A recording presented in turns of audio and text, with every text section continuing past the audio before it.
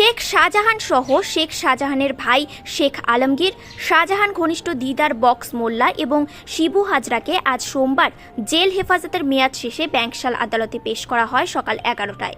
দুপুর 1:10 শুরু হয় বিচার ভবনের শুনানি শুরু হওয়ার সময় ইডির আইনজীবীর তরফ থেকে আবেদন করা হয় বিচারককে সন্দেশখালীর সাধারণ মানুষের জমি জবরদখল থেকে শুরু করে ইডির এই আর্থিক লেনদেন সংক্রান্ত মামলায় শেখ শাহজাহান সহ 4 জনের 14 দিনের জেল হেফাজতের আবেদন করা হয়।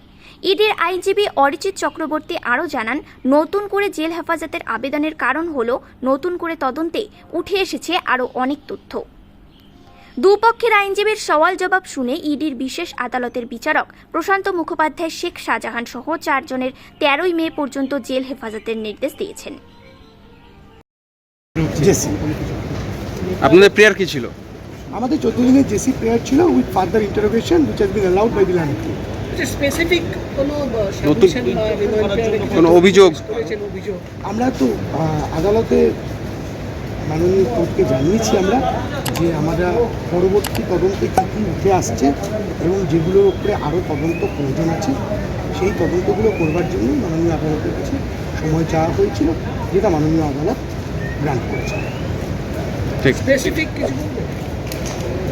কিছু আপনারা কি সাবমিশন আপনারা শুনেছেন যে আর্থিক লেনদেন বা টাকার লেনদেন বেনিফিশিয়ারি আর কে হয়েছে সেটা কোনো লিঙ্ক পাওয়া গেছে মানি লন্ডারিংয়ের ক্ষেত্রে? না, সেটা তদন্ত করা হচ্ছে। অবশ্যই তার একটা যোগ তো রয়েছে মানি লন্ডারিংয়ের সঙ্গে, কারণ মানি লন্ডারিংয়েরই একটা অংশ হিসেবে এই অংশটাকে দেখা হচ্ছে এবং তার তদন্ত চলছে। কিন্তু যারটুকু পাওয়া গেছে আমাদের তদন্ত থেকে যা উঠে আসছে তারা দেখা যাচ্ছে this is nothing but tip of the iceberg. আরও অনেকটা আইসবার্গ বাকি রয়েছে, সেটা তদন্ত সাপেক্ষে উঠে আসবে। অনেক বেনিফিশিয়ারির নাম উঠে আসছে যেগুলো তদন্ত করতে হবে সেগুলো।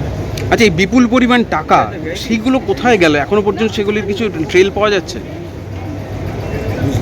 এই যে বিপুল পরিমাণ টাকা শাহজাহান যে বিপুল পরিমাণ টাকা দুর্নীতি করে কামিয়েছে, সেই টাকার ট্রেল কোথায় কোথায় গেল তার কোনো হদিশ পাওয়া যাচ্ছে? হ্যাঁ, পাওয়া যাচ্ছে এবং সেই ট্রেলগুলোকে এখনও অনুসন্ধানের মধ্যে রাখা হচ্ছে। যে টাকাগুলো যে কাজে ব্যবহার হয়েছে বা প্রপার্টি যেগুলো অ্যাকোয়ার করা হয়েছে এই সমস্ত টাকাকে কাজে লাগিয়ে সেগুলোই দেখা হচ্ছে। সেগুলি এখন আন্ডার দ্য স্ক্যানার অ্যান্ড এগুলো part of investigation right now at this moment. ঠিক আছে, ঠিক আছে, ঠিক আছে।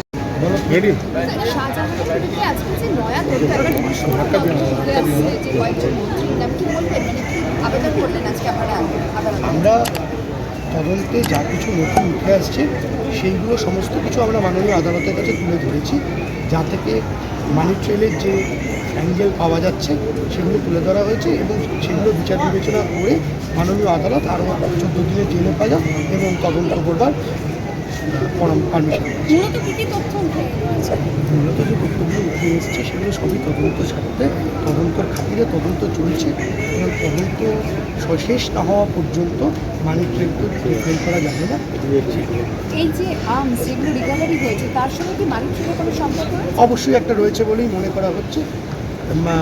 মানি লন্ডারিংয়ের একটা পার্ট বলে একে ধরে নেওয়া হচ্ছে এবং এই মানি ট্রেলের পার্টে যেগুলো আসবে সেগুলো সবই তদন্ত করে দেখা হচ্ছে। কোনো প্রভাবশালীর কাছে বা কোনো নেতামন্ত্রীর কাছে টাকা যেত? হ্যাঁ, এসছে, নাম এসছে, তদন্ত এসছে। এগুলো তদন্ত সাপেক্ষ, এগুলো এই মুহূর্তে তদন্তের খাতিরে তদন্ত করছে।